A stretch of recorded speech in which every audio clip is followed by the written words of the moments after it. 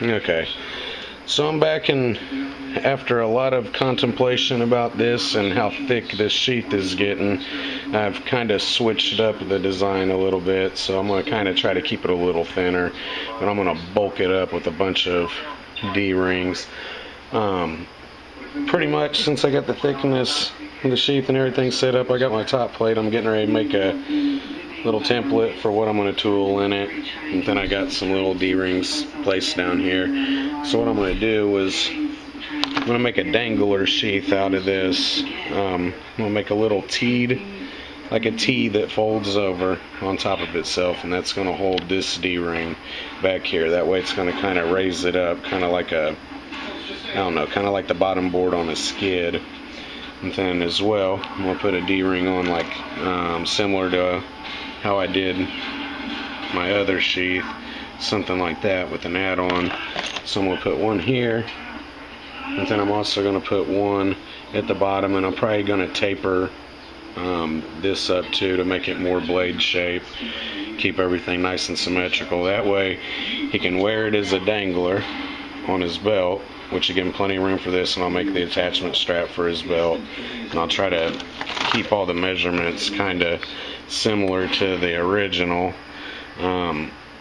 You can see how much has to come off the bottom, but keep it closer to the original. That way, you know, he's a bigger guy, so when he's hooking this up to his belt and he sits down, he doesn't have to worry about tip of his sheath bottoming out into a seat or torquing his belt and wearing out the loop. So I'm going to do that, D-ring, that, but the next thing is tooling this leather. So let me come up with the design and figure out what the overall shape is going to be of the blade, and I can kind of figure out how it's going to work out.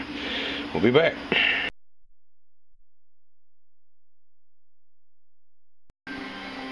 Okay, back with a little bit of change of plans on this. My original idea, how I was talking about putting the like teed piece doubled over and flipped over on itself to hold the D-ring, wasn't going to work because the T part of the leather I wasn't going to be able to fold over and stuff through this size D-ring that I have here. So what I've decided to do, scratch that idea. So now I'm going to take a standard strap, and I'm going to go back to, you know, same thing, dangler sheath with the D-ring. But what I'm going to do is I'm going to pre-glue this together and finish all this up. And finish this piece up. I apologize, I'm having a hard time holding this camera. So I'm going to finish all this to stain ready. And then once that's done, this is the back side of the sheath.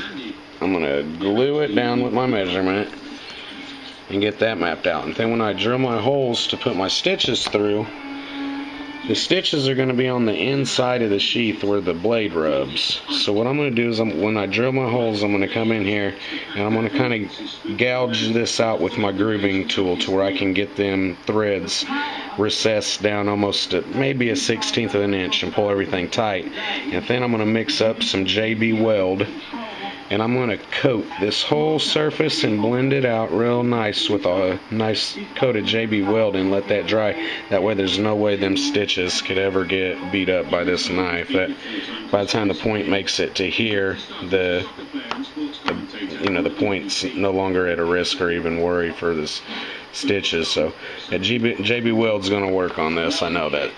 So there's my idea, keeping it moving.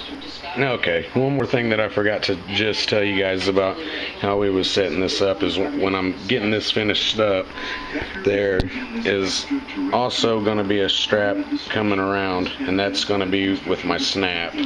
Line 24 snap, I think is what it is, and that's what's going to have the strap that comes around this and buckles. So that's going to be attached to this part via the inside. That way I can have finished side leather facing out just for an overall better look. So be back after we get some of this done. So what we have here now is that little strap folded over on itself. I did the edging on it with the little edge trimmer, went all the way around it, cleaned up the corners, made sure everything was square, and got it all clamped down with some craft cement. Then we'll start to make the little button strap. Okay, I'm back, and I got this D-ring dangler strap part folded over, glued. Now I got it gluing to the main back side of the sheath. And a couple of these clamps. Good find, Harbor Tool and Freight, $1 a piece, and I'll tell you what, these things clamp down now.